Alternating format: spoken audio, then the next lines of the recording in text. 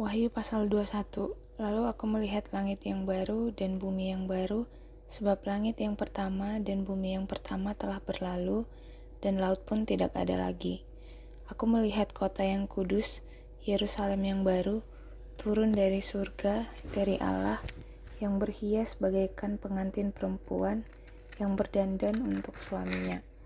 Lalu aku mendengar suara yang nyaring dari tahta itu berkata, "Lihatlah, Kemah Allah ada di tengah-tengah manusia, dan Ia akan tinggal bersama mereka.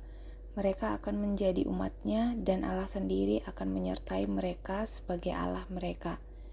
Ia akan menghapus segala air mata dari mata mereka, dan maut tidak akan ada lagi.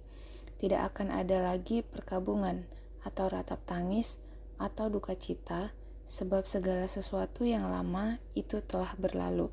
Ia yang duduk di atas tahta itu berkata, "Lihatlah, aku menjadikan segala sesuatu baru." Lalu firman-Nya, "Tuliskanlah, karena segala perkataan ini dapat dipercaya dan benar." Firman-Nya lagi kepadaku, "Semuanya telah terjadi. Akulah Alfa dan Omega, yang awal dan yang akhir. Orang yang haus akan kuberi minum dengan cuma-cuma dari mata air kehidupan. Siapa yang menang, ia akan memperoleh semuanya ini, dan aku akan menjadi Allahnya, dan ia akan menjadi anakku. Namun, orang-orang penakut, orang-orang yang tidak percaya, orang-orang keji, pembunuh-pembunuh, orang-orang yang berbuat cabul, tukang-tukang sihir, penyembah-penyembah berhala, dan semua pendusta, mereka akan mendapat bagian mereka di dalam lautan yang menyala-nyala dengan api dan belerang. Inilah kematian yang kedua." Kemudian datanglah seorang dari ketujuh malaikat yang memegang ketujuh cawan yang penuh dengan ketujuh malapetaka terakhir itu.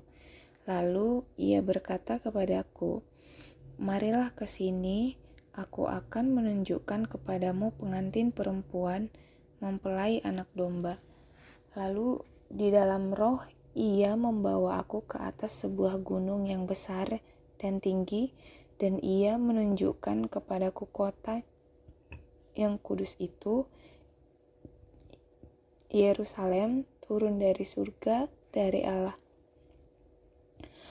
Kota itu penuh dengan kemuliaan Allah, dan cahayanya sama seperti permata yang paling indah, bagaikan permata yaspis, jernih seperti kristal.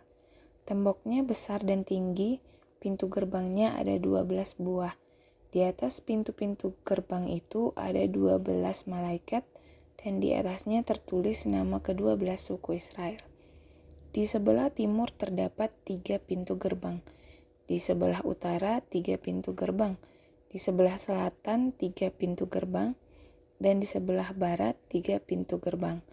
Tembok kota itu mempunyai 12 batu dasar, dan di atasnya tertulis ke-12 nama ke-12 rasul anak domba itu.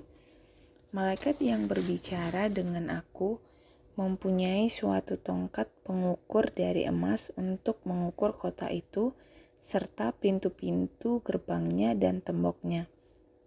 Kota itu bentuknya 4 persegi, panjangnya sama dengan lebarnya.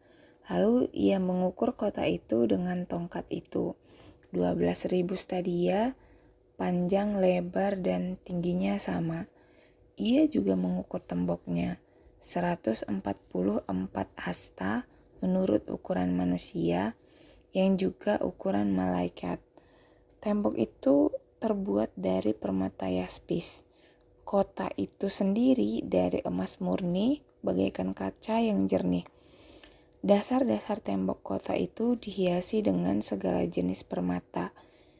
Dasar yang pertama batu yaspis, yang kedua batu nilam, yang ketiga batu mirah, yang keempat batu jamrud, yang kelima batu unam, yang keenam batu sardis, yang ketujuh batu ratna cempaka, yang kedelapan batu beril, yang kesembilan batu krisolit, yang kesepuluh batu krisopras, yang ke-11 batu Lazuardi, dan yang ke-12 batu kecubung.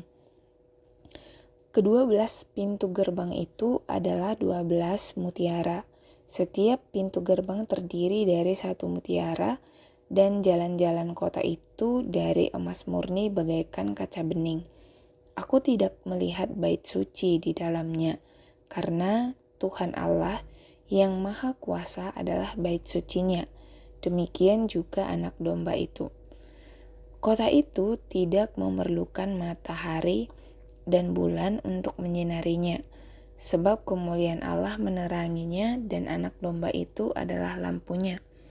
Bangsa-bangsa akan berjalan di dalam cahayanya, dan raja-raja di bumi membawa kekayaan mereka kepadanya. Pintu-pintu gerbangnya tidak akan ditutup sepanjang hari, sebab malam tidak akan ada lagi di sana. Kekayaan dan hormat bangsa-bangsa akan dibawa kepadanya, namun tidak akan masuk ke dalamnya sesuatu yang najis atau orang yang melakukan kejijikan atau dusta, melainkan hanya mereka yang namanya tertulis di dalam kitab kehidupan anak domba itu.